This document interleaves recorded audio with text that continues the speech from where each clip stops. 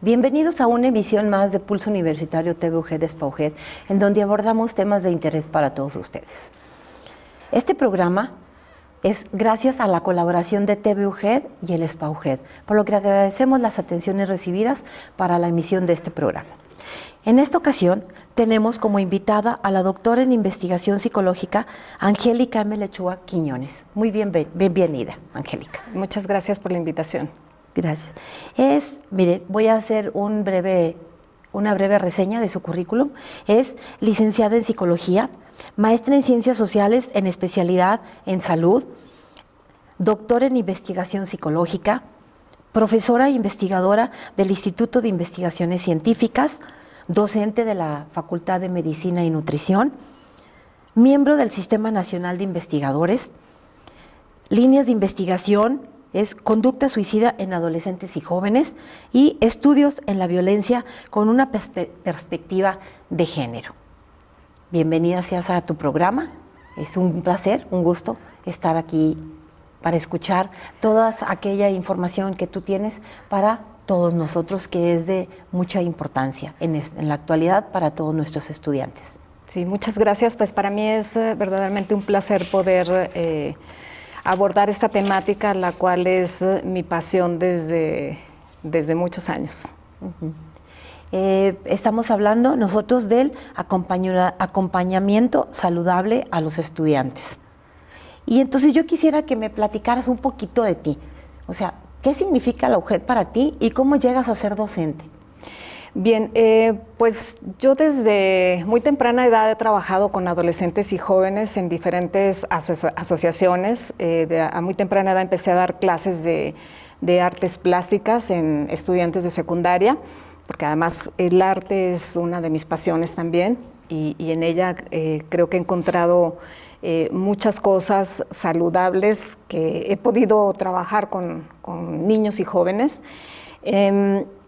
Hice mi preparatoria en la Escuela Normal del Estado porque justamente mi vocación desde muy temprana edad era ser docente. En el transcurso de la carrera, en la normal, pues me di cuenta que mi motivación era trabajar con adolescentes a edades más arriba. Bueno, en ese tiempo solamente había preescolar y primaria, ahora ya hay más opciones. Luego, pues empiezo a estudiar la parte de la psicología, me apasiona, entro a estudiar psicología y luego dentro ya de la carrera de psicología empiezo a hacer propuestas y a trabajar con investigadores y bueno, pues de ahí dije, esto es lo mío, o sea, puedo hacer docencia, puedo hacer investigación. Y empiezo a formarme en investigación, porque realmente cuando uno empieza a trabajar en el área que te gusta es cuando empiezas a formarte, sigues formándote y hasta la fecha me sigo formando en investigación porque trabajar en la conducta humana, en las emociones, nunca, pero nunca terminas y siempre encuentras otras alternativas, otras formas de ver las situaciones, otros tiempos. Además, he tenido la fortuna de involucrarme con investigadores de alto nivel, a nivel local, nacional e internacional, con las que hemos trabajado varias propuestas y además ha sido un reto porque hemos tenido que desarrollar proyectos que justamente han llamado la atención en otros contextos a nivel internacional y han sido replicables. Entonces, eso ha sido un placer. Sí. Pues ahorita nos estabas hablando de que, pues sí, a mí me consta que eres muy apasionada en tu trabajo, porque ya tuvimos oportunidad de estar colaborando en la Escuela Comercial Práctica, ahora Escuela de Ciencias y Tecnologías. Por ahí estuviste con nosotros un tiempo trabajando, ¿no? En eso, con respecto a la de las conductas de los adolescentes, ¿verdad? Así es. ¿Qué crees tú que podamos aplicar en las escuelas? ¿Qué nos hace falta en todas las instituciones? Yo creo que una de las cosas que se tiene que sensibilizar, o sea, porque sí se habla mucho que los estudiantes y que los programas de esto, aquello, pero realmente no se ha visualizado el capital humano tan importante que tenemos, que son los jóvenes. O sea, es la razón de ser de la universidad. Así es. Y cuando yo digo, y además lo digo, que no se le ha puesto la atención suficiente, o sea, de verdad no se le ha puesto la atención suficiente tenemos muchísimo tiempo, años, pidiendo que se cree un centro de atención e intervención estudiantil, o sea, que sea un centro donde los estudiantes tengan estas alternativas de atención desde la parte de física, de artes, de legal, o sea, de atención educativa, o sea, de formación, porque pensamos que los estudiantes ya vienen dotados o sea, ya deben de venir sabiendo leer, escribir, sí, eso es lo esperado, ¿verdad? Y sí, a lo mejor sabemos leer y escribir, pero el conocimiento siempre se tiene que seguir entrenando. Y no podemos decir, como lo he escuchado en algunos maestros, que lo dicen, es que eso ya lo deben de traer. Pues sí, ya debemos de traer muchas cosas, como también los maestros ya deberíamos de pensar, ¿verdad? Que deberíamos de traer una estabilidad emocional, los maestros, para poder atender a nuestros estudiantes. Y sin embargo, yo preguntaría cuántos de nuestros docentes han hecho trabajo personal emocional, porque también eso es un reflejo, ¿sí? Y a veces estas situaciones que no se han trabajado vienen y se desbordan con el alumno o con los alumnos en el salón de clase, y entonces se propician situaciones de violencia. Y entonces la violencia que ya traen los chicos desde sus espacios, desde su contexto familiar primario, más la que se ejerce en la escuela, y más todas esas, y dependiendo de la edad, todas esa serie de emociones encontradas, pues desatan una serie de comportamientos que no son, digamos, lo más saludables posibles. Así es. ¿Y qué quiero decir con saludables? A veces se pudiera decir, ay, es que no es saludable que se enojen.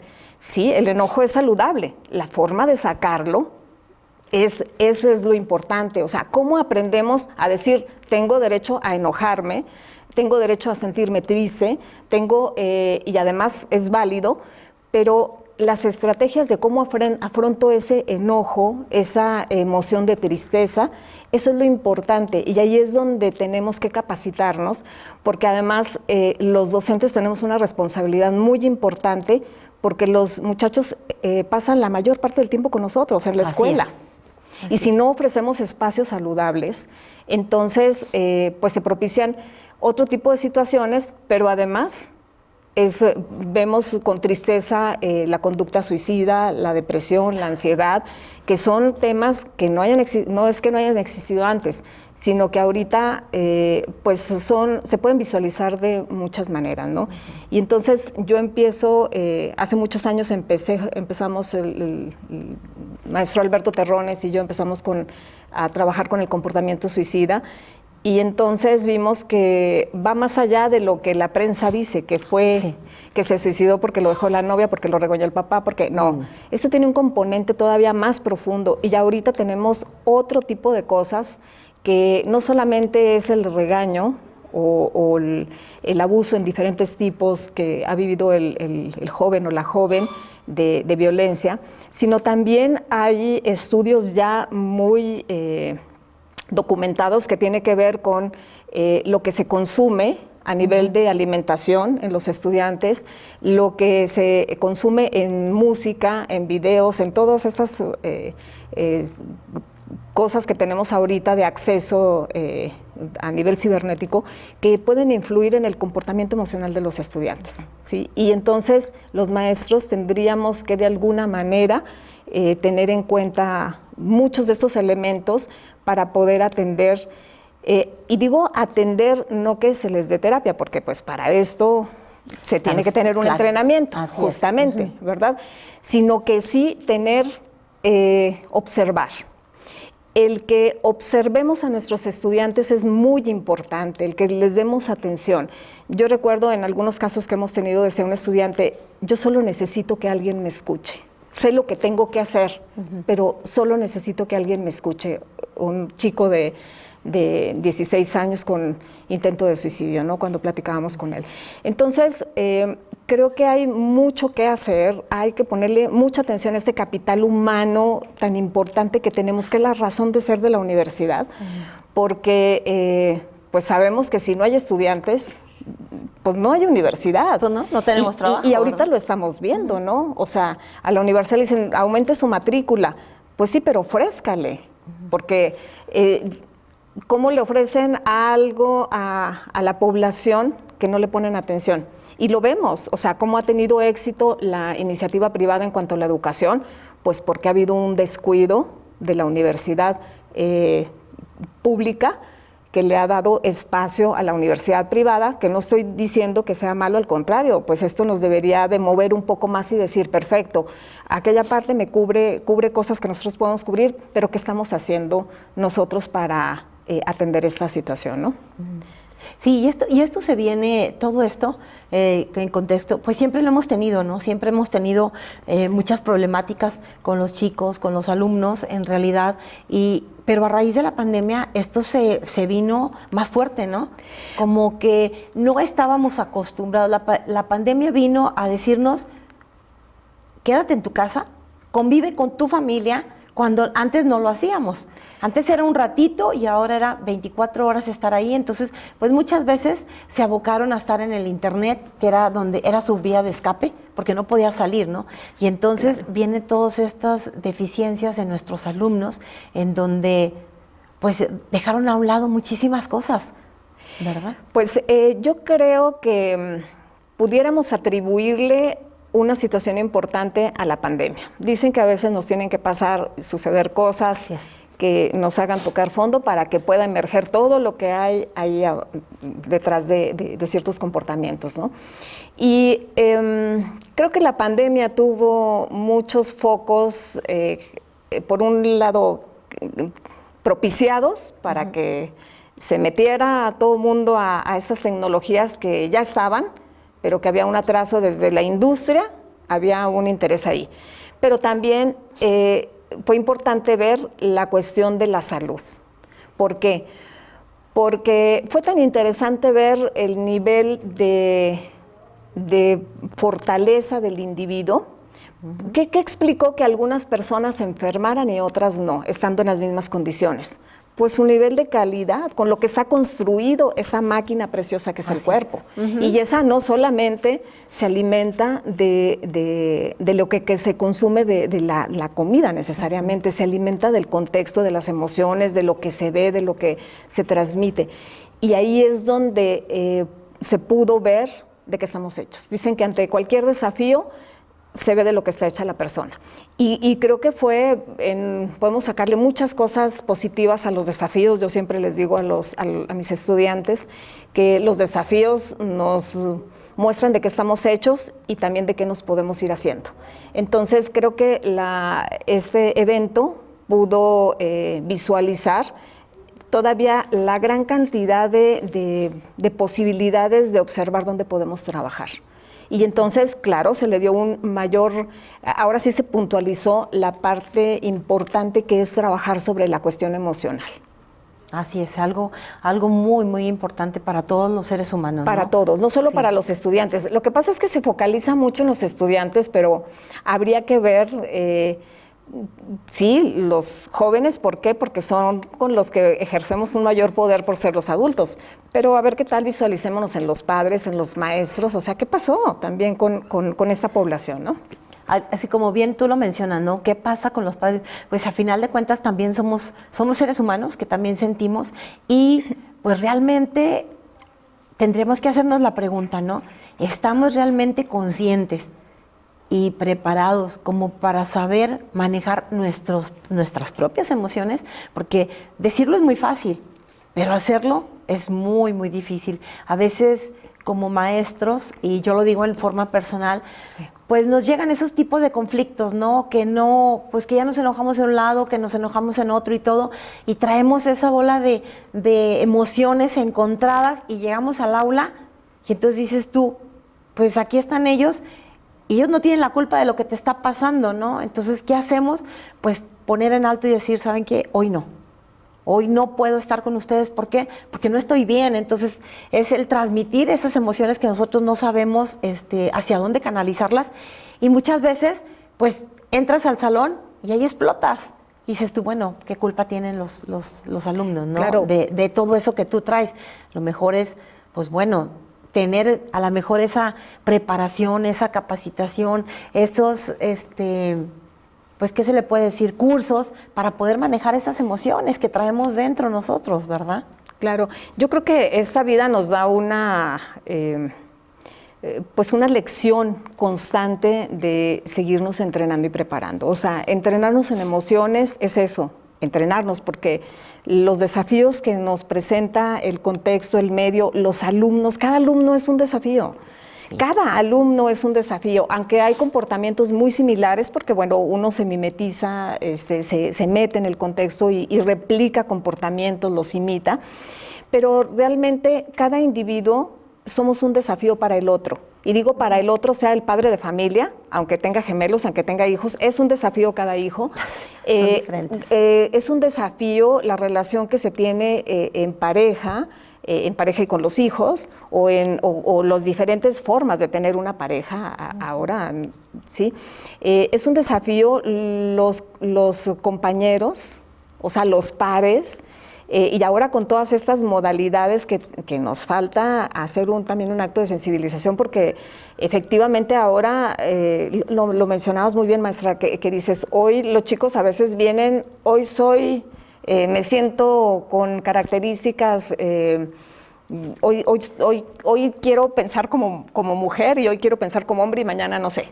Así es. Entonces, son emociones, o sea, que sí son válidas, pero entonces tenemos que trabajar con algo muy importante que son estrategias de afrontamiento efectivas. Eso que estoy sintiendo, ¿cómo lo afronto de manera efectiva? Y conste, no quiero decir, hay un término que se ha manoseado mucho, me atrevo a decirlo así, que se llama resiliencia. Y la resiliencia piensan que, o sea, y así se ha difundido en algún momento, piensan que el ser resiliente ya es ser fuerte.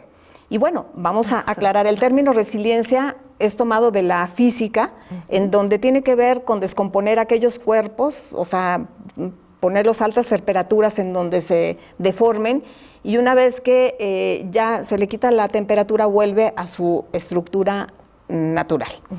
Aplicado a las ciencias sociales, tiene que ver con aquellos comportamientos donde los individuos han estado expuestos a condiciones superadversas, o sea, de maltrato, abuso, pobreza, desafíos muy, muy, muy importantes. El individuo los afronta y luego se recupera y además brinca. O sea, resiliencia tiene que decir rebotar, resistir. Entonces, digamos que este término se ha manejado muy a la ligera, de decir, ay, pues es que la chica se embarazó y sigue estudiando, es resiliente. No. Tuvo una estrategia de afrontamiento, porque no todos los resilientes les sale todo bien. Claro. Estuve yo trabajando justamente durante algún tiempo estudiando esta temática y me encontré con estudios, para identificar que un individuo es resiliente, se tiene que hacer estudios de seguimiento, porque no solo es un evento, sino es a través de su vida. La doctora Warner, que es quien inicia estos estudios, los trabajó durante 40 años. Durante 40 años estuvo siguiendo individuos que le decían, deja de hacer eso, estás perdiendo el tiempo. Todos los individuos que estás estudiando van a tener vidas desastrosas, situaciones y conductas desfavorables. Pero esa es la parte interesante cuando la gente se apasiona y no se da por vencido a pesar de las carencias que tenga para desarrollar. Y entonces pudo observar qué es lo que hacía que individuos, a pesar de estar en esas mismas situaciones de estrés, de desafíos tan importantes, pudieran brincar eso y salir adelante. Y estoy hablando que no solamente se refería a individuos que dijeran, lo sabemos, que hay individuos que dicen, oye, de andar en la calle, ahorita es un empresario importante, o es médico, o es maestro, o tiene alguna profesión.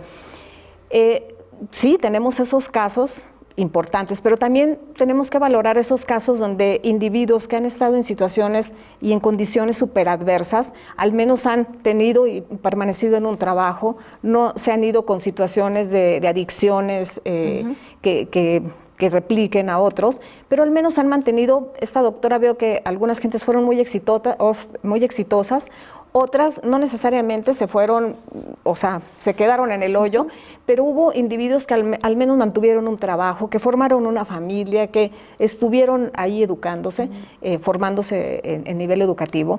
Y entonces tenemos que apostar, sí, a formar individuos altamente productivos, y no hablo en la parte económica, sino también en la parte de cohesión y contenido social, porque eso es muy importante. Y entonces, esa es la parte que tenemos que ver, cómo logramos que los individuos puedan tener esas herramientas y esas capacidades importantes para salir adelante. Cosa que también es otra propuesta que hemos hecho a la universidad, poder, pero bueno, y lo seguiremos haciendo, insistiendo, poder identificar a esos individuos que vienen dotados con otro tipo de referentes emocionalmente muy fuertes y que pueden ser el tutor par, el referente de otros alumnos para decir si se puede. Y entonces tenemos, ¿qué pasa? Yo he conocido chicos profundamente talentosos, brillantes, pero que no hay una formación en los docentes ni un espacio para trabajar con ellos, que finalmente terminan captándolos las adicciones, las drogas, o sea, tristemente, la conducta suicida de la desesperación de decir, ¿qué hago? No me entienden, que los maestros no están identificados para decir, tú me puedes ayudar o tú puedes ser un referente importante, y entonces trabajar en él. Y lo que hacen, salte de aquí, o los expulsan porque no hay ese conocimiento. Y son individuos valiosos, pero que desafortunadamente no tenemos esa capacidad de poder observar y decir qué capacidades y qué habilidades tiene este individuo para que pueda desarrollarla. Entonces, esa es la parte que nos haría falta mucho los profesores observar.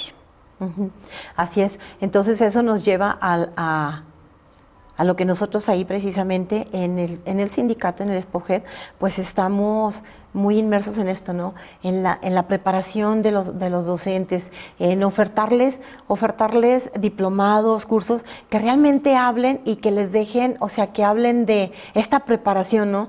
Y que les dejen pues, ¿qué se le puede decir? Pues una capacidad de poder atender al otro, porque no solamente es decir te veo, sino te veo, pero ya leí y supe identificar ciertos elementos que digan de aquí lo pesco, o a ver, este es un síntoma de algo, pero para eso tengo que formarme, no solamente es, porque si no se queda en mera contemplación, y para contemplación pues todos tenemos esa capacidad de contemplar, de ver, ay, qué bonito, qué hermoso, pero entonces si yo veo y no apoyo, entonces estoy cometiendo un acto de omisión.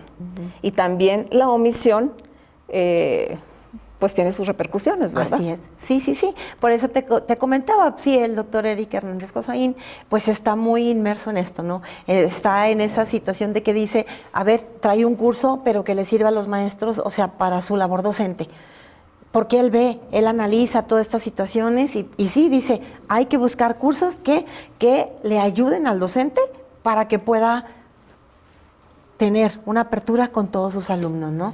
Para que podamos ser mejores y sobre todo mejores seres humanos, ¿no? Porque pues de eso nos basamos.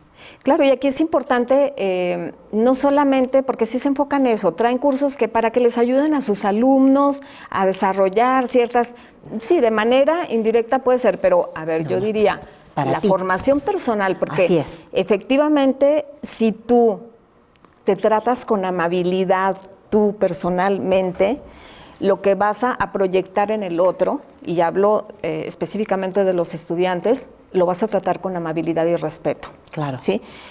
Hace poco me comentaba un padre de familia, varón justamente, me decía, oye, la maestra está tocando temas de violencia en niños, ¿eh? Me decía, y luego resulta que mi hijo no llevó la tarea completa y lo dejó sin recreo y sin comer. Y entonces dices, ¿cómo? ¿Cómo? Pues está ejerciendo un acto violento porque le está privando de un espacio que no solo es necesario para que el niño juegue y se relaje, sino que es necesario porque cognitivamente le va a, una vez que juegue, se relaje, va a venir con otro tipo, es como un reseteo momentáneo para que esté más alerta. Entonces, Y los maestros a veces hacen cosas no porque sean mala onda ni con la mala intención, sino porque no lo saben. Así es, no estamos capacitados y preparados para afrontar este tipo de situaciones. Entonces, desde poder voltear a vernos nosotros como maestros, desde nuestros comportamientos y cómo nos dirigimos a los otros, eso ya es algo muy valioso. ¿Por qué? Porque dicen, la gente no puede dar lo que no tiene, pues da lo que tiene. Y eso es lo que hay. Así es, exactamente, eso es lo que hay. Bueno, pues muchísimas gracias, Alejandra, por haber estado con Angélica, por haber estado con nosotros. Muy interesantes temas, y por aquí, pues quiero decirles que la vamos a tener en otra emisión de nuestro programa con estos temas tan interesantes, porque a final de cuentas estamos hablando del ser humano, de cómo somos en realidad, y esto es muy importante. Nuestra razón de ser es, pues, formar seres humanos que puedan afrontar todos los desafíos que se viene presentando, pero ¿cómo? Pues estando preparados nosotros y con el ejemplo. Sí, porque claro. Nuestros alumnos siguen nuestro ejemplo, aunque digamos no lo siguen, hay muchos alumnos que sí siguen nuestro ejemplo.